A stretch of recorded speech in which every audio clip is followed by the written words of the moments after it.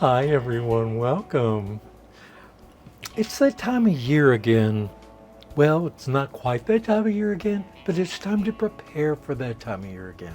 What time of the year am I referring to? But fall. And I thought I would take this opportunity to go over some ways that we can reuse some and how to add some other ingredients to it and make something all new and fun. So I've already started by grinding up some of my lavender blossoms, but I realized soon that the coffee grinder wasn't going to quite do it for everything that I want to do. So we're moving up to the Vitamix, and I am using the grain container. It does a much better job of chopping up fine grains where the other containers are more for blending up food items. This is great for chopping up things into a finer consistency. So I'm just going to toss our already ground up lavender in here, just get that out of the way. And to this, I'm going to add some calendula blossoms, some lovely chamomile. These are all organic ingredients. Of course, you can use what you have. Here I have colloidal oats. And you can mix this in any way that you like. This is a little bit of ground up cinnamon, cloves, and nutmeg. It's the fall season coming up, so why not? I'm just tossing that in. And a pine cone. All right, so the first thing I'm going to do is we're going to get that all ground up. And then we'll chat a bit about what I'm making. Of course, you already know if you've seen the thumbnail to this video that you're watching, so you're actually a step ahead of me right now. All right, so I'm going to go ahead and get this ground up. Here we go.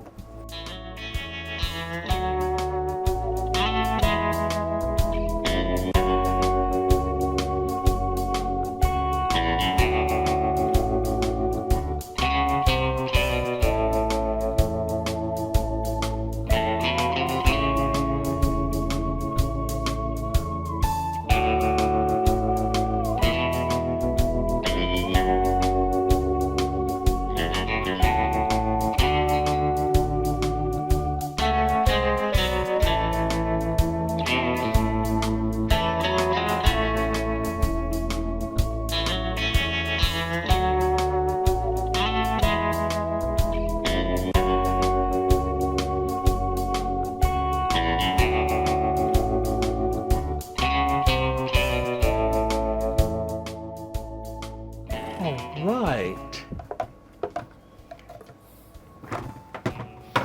And here we have our finely ground up mixture. And to this, I'm going to throw in some of my soap. Now, I donate most of this now to the Eco Soap Bank, but this is from some recent soaps that I held back just for this purpose.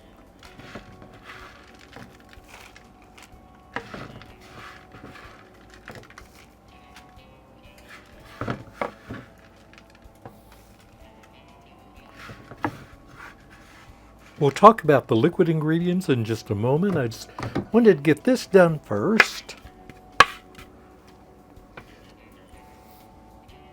We're not putting this away. We will be using it again, but I'm going to go ahead and get these ground to a finer consistency.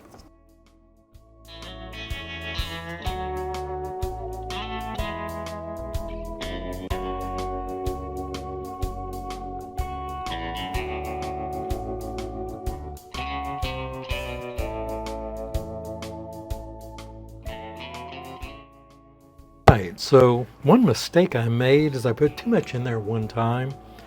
I need to feed it in a little at a time. I forgot, I just got ahead of myself. So this part is pretty much ground up, but the rest of it didn't, that was on top. So I'm just going to feed that in here a little at a time.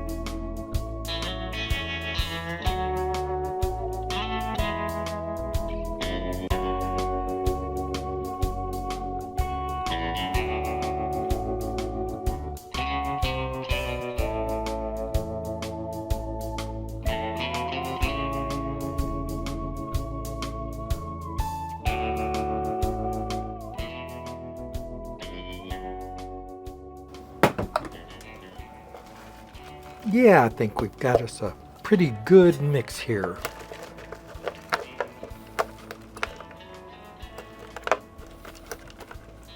Just trying to get the last bit out there.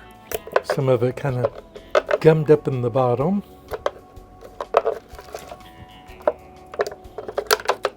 Got most of it. There we go.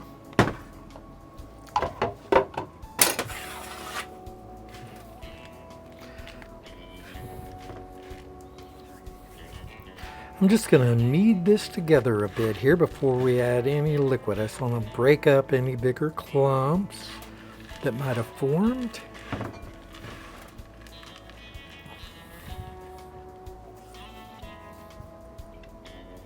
All right. So, first ingredient I have here is some of Soapy Oaks Farm rose water. And I'm going to put in probably 2 tablespoons.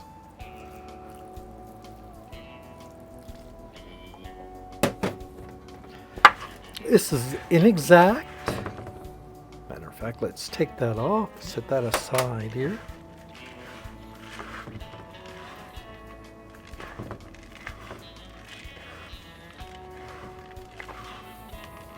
Oh, that's a very nice fragrance. I use my mother's antique Italian rose for both the rose petals that I use and for making rose water and other wonderful things. I've got a bunch of rose hips from last year which I haven't used yet. I could have put those in here too, but I think we've got enough going on here. Now, you could add colorant to this. You could add, for instance, with the rose water in here, you could add a little pink kale and clay to give it a little bit of contrasting color, or you could add flowers, you could add brightly colored florals. You could do different things. I made these one year with cornflowers. The blue was so pretty. All right, so I just want to make sure that that's holding together, and it is. Good, good, good.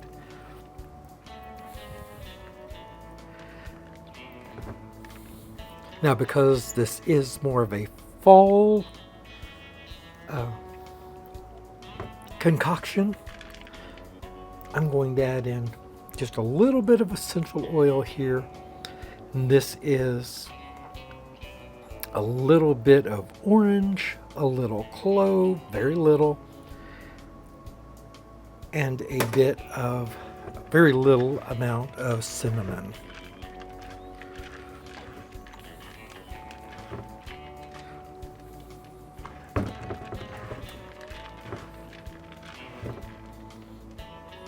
Oh, these smell wonderful.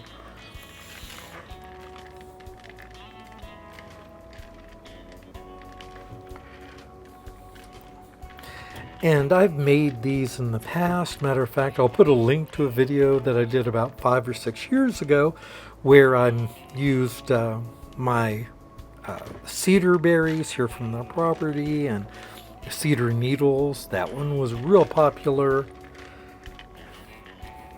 But I decided this one, where that one was more Christmas themed, this one's a little more fall themed. Oh, that smells fantastic. You know what I didn't mention was there's also pine essential oil in that blend. My apologies. All right. Okay, I think we've got a good homogeneous blend here. It appears that it's all combined. Now comes the fun part. So what I do is I take a fistful and then start forming it. Oop.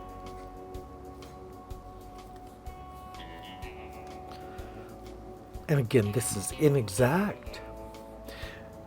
Now, doesn't that look like a meatball right now? When it dries, it'll be much lighter. And I just do this sort of just to round it out a bit. And what these are good for. Okay, so why am I even doing this? What's the purpose of these? These were used in ancient times as a way to stretch soap.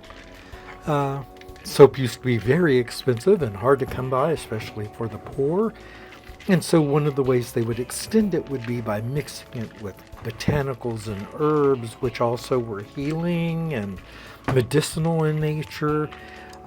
Some of them had magical qualities that people believed in. So there are a lot of different reasons why people make them. Why do I make them? Because they smell wonderful. They're great when your hands are really gritty and dirty. These are very scrubby because of all the botanicals in there. They smell wonderful. And one of the things you can do with these is, the reason I left the lavender out here. Another option you have is to roll them in other botanicals. Isn't that just adorable? You know, there are a lot of different things you can do. Now, I'm not going to actually do that with all of these, but that's certainly something you could do. You could roll them in seeds. So for like Christmas time, one of the ones that I've done before had cranberry seeds on it, which was just beautiful. They look like little ornaments. But a lot is dependent on what you put inside them. How they're going to come out ultimately. I don't really like to put like food in them, you know. I mean, you could put things like cranberries and things inside them, but because this is soap that's already been saponified, and while it is still a high pH because it's soap, I don't think I would put food in there that could mold or get kind of gross. And yeah, these are not all the same size. I do my best, but they can be a little varied. But to me, that adds to the handmade appeal, too. I like to pack these real good and tight so that they hold together really well. And that's one of the things that the rolling. Now, you could also roll them on a surface. Really doesn't matter. This table was very clean when I started. Right now it's a mess. But this is basically it. And you can bag these up really pretty to give on the holidays. I'll show you some examples of that when I'm finished here. So this is basically the process. All right, so I thought I would show you how these work, give you some ideas, maybe on something you could do. I think these would be great little gifts, especially for, you know, kitchens. I mean, as you can see, you can display these just any way that you'd like, but and these are, I didn't even make these very pretty. You can make these beautiful. But I just wanted to give you sort of a breakdown of a basic, how to make a basic soap ball. and these are hard. They stick together. Now, like I said, these need to be dried a couple of days. That's how you get this. If you don't wait long enough, they can break apart. So it's important to give them time to dry out. But let's do a little suds test on one real quick. And I thought we'd chat a bit. I can really smell the essential oils in this. It smells like fall. All right. But I also thought we could take time to chat a little. Actually, we'll do a suds test of some other soaps that I have released recently that I haven't had time to actually do the videos, to edit the videos on. But as you can see, this makes a nice little soap. It's mildly scrubby because of all the different botanicals that we put in it. The calendula and chamomile and the pine cone and the other things. And it just is wonderful. It's very, very sudsy, a very nice bar soap. And a great way to reuse, your shreds or your other ends, other than just doing a confetti soap, which of course you can do too, but just another option. And I think it's just a really nice little soap, very easy to put together. And like I said, I think that putting these here, I'll show you here in just a moment. Let me rinse off here. Oh, you know what? I forgot to bring a towel in here. So give me a moment here to dry off.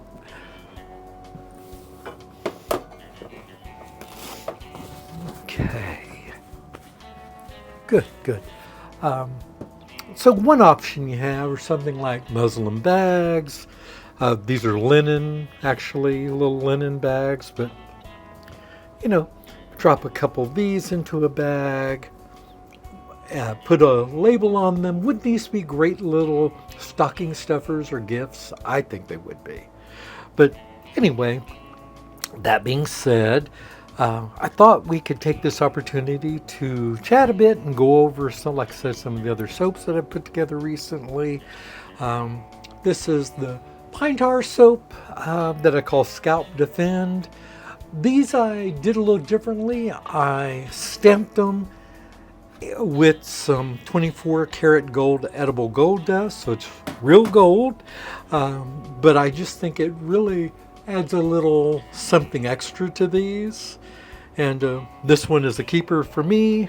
And I love pine tar soap myself. They're not for everyone, I know, but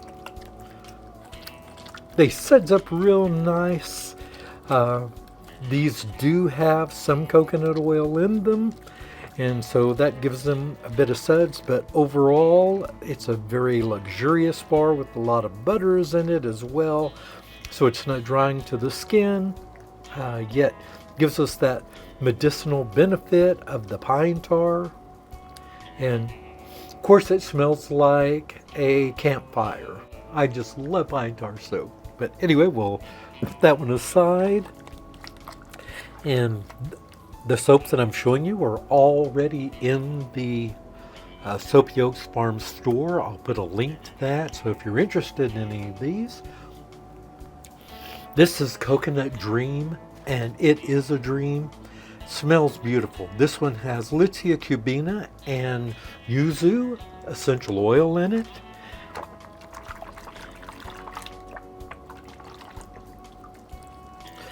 And because it's 100% coconut oil, of course, you get a really bubbly, very bubbly soap. It is super fatted at 20%, of course, so that it's not drying, but very cleansing, and gives you lots of those copious bubbles, which so many people really do like. And it smells tremendous. I just love that one. And bubbles galore. All right. And the next one we're going to take a look at is the Woodland Bison. And this one is cedarwood and sandalwood essential oil. I should add some more water here. We're getting a little dirty or sudsy. Very nice hard bar. These bison bars, of course, that's 100% bison tallow, and these are a much more creamy kind of suds. They're not the big bubbles like you just saw in the coconut oil, but will get you clean and won't strip your skin of its natural moisture, of course, and they're long lasting. Very nice hard bars. Very nice. And that sandalwood does come through. Sandalwood essential oil is very, very expensive, so I had to use it in a small quantity in this soap. It's primarily cedarwood, but I can smell that sandalwood. Even though it's not a lot, it's there. Now this bar is a bar that I made a year and 1 month ago. It's my Castile bars, and I actually haven't done a suds test of these yet this year. I mean, I just took these off the shelf, and these are 13 months old, so you're getting to see them. This is what a 100% olive oil soap is like. Now, it does have sugar and honey in it, okay? Because I wanted it to have at least a little bit of suds. As you can see, they're not very big, but hey, you are getting some bubble. And of course, it's very creamy as a Castile soap is, but it's not slimy because the soap has aged for 13 months. So it's a good, it's a good hard bar, and it's very, very gentle, very gentle. No scent to it at all. It's just pure olive oil with sugar and honey added, just so you do get some bubble in it. That's the only complaint that I ever get about Castile soap, is that it doesn't have any lather. Well, adding some sugar and honey to it certainly does give us some lather. And finally, I saved this one for last because I knew it would blacken everything, and that is the charcoal soap. It is that rosemary and tea tree is just divine. Wow. Oh, that's really nice, which I already know that, but just smelling it here is really nice. Again, this is a 100% bison bar. Very nice. Very, very, very nice. I love that mild exfoliation that you get from the charcoal, from the activated bamboo charcoal. That's very nice. It's a very creamy lather, and again, just mildly exfoliating, and people claim that it's detoxifying. I can't attest to that, but others do. But it feels really nice.